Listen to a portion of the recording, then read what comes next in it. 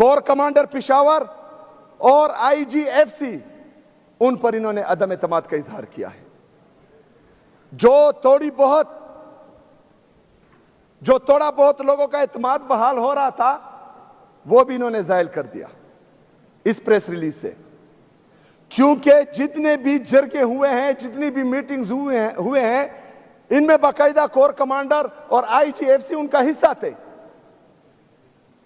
तो एक तरफ 24 रुकनी कमेटी जो इन्होंने बनाई थी, उनके खिलाफ इन्होंने प्रेस रिलीज के जरिए डेथ वारंट इशू किया, दूसरी तरफ जो है अपने IGFC और कोर कमांडर के खिलाफ इन्होंने अदम एतमाद का वारंट इशू कर दिया। जनाब स्पीकर, इससे होगा क्या? इससे कोर कमांडर का जो ओहदा है, आज का कोर कमांडर नहीं, और IGFC का जो ओहदा है, ये कल को किसी भी जरगे में नहीं बैठेंगे। क्योंकि ऑलरेडी मैं हिदायत जारी कर चुका हूं कल कि इसके बाद किसी भी इदारे से या वफाकी हुकूमत से सूबाई हुकूमत का जो भी कम्युनिकेशन होगा वो रिटर्न में होगा, वर्बल पर कोई एक्शन नहीं लिया जाएगा।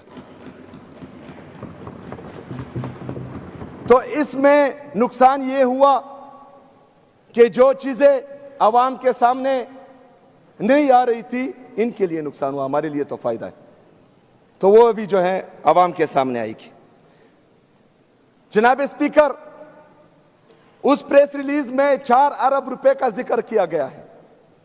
जैसा कि मैं बार बार कह रहा हूं कि पाकिस्तान पर काबिज एक माइंडसेट, जो पख्तूनों को पाकिस्तान का हिस्सा ही नहीं समझते, जो पख्तूनों को पाकिस्तानी समझते ही नहीं है, ये उनके ज़हनियत की अक्कासी करता है।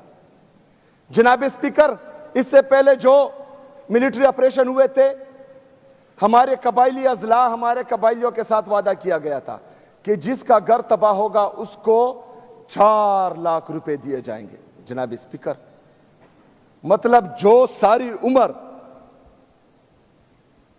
रुपए जमा कर करके अपने लिए एक घर बनाता है, तो एक ड्रोन आकर उसका घर तबाह करेगा, एक जेट आकर उसका घर तबाह करेगा, और वफाकी हुकूमत पाकिस्तान उसे 4 लाख रुपए देगी। शर्म आनी चाहिए इनको। दूसरी शर्मनाक बात यह है कि वो 4 लाख रुपए भी अभी तक नहीं मिले। 15 साल से वो 4 लाख रुपए भी नहीं मिले। तो एतमाद का लेवल तो ये है।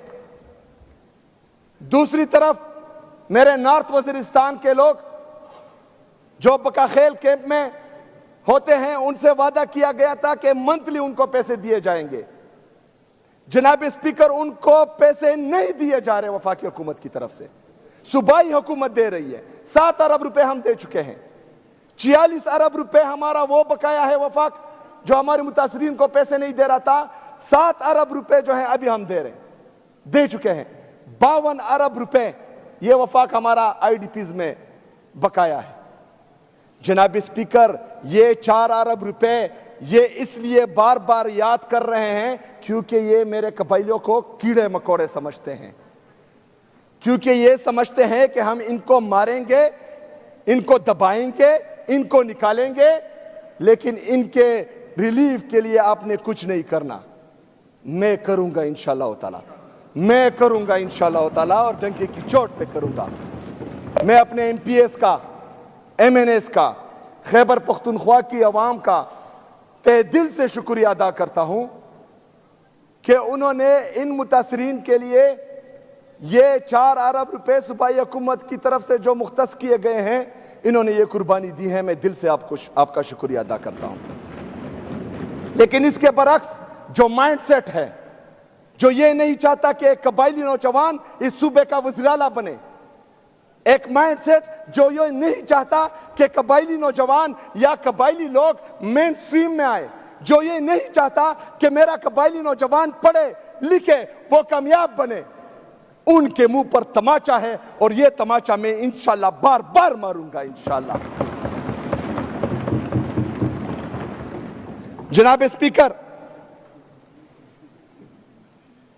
ایک دفعہ پھر اس فلور سے میں بند کمروں کے منصوبہ سازوں سے یہ کہتا ہوں کہ اگر ہم تنقید کرتے ہیں، اگر آپ کی پالیسیاں بار بار ناکام ہونے کی وجہ سے ہم اس سے دل برداشتہ ہو گئے ہیں، تو ہم دوسری طرف حل بھی دیتے ہیں۔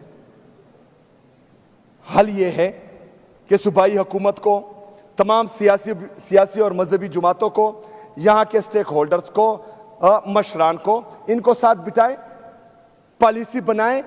وہ پالیسی مستقل اور پائیدار امن میں کلیدی کردار ادا کرے گی۔ کیوں بضد ہو؟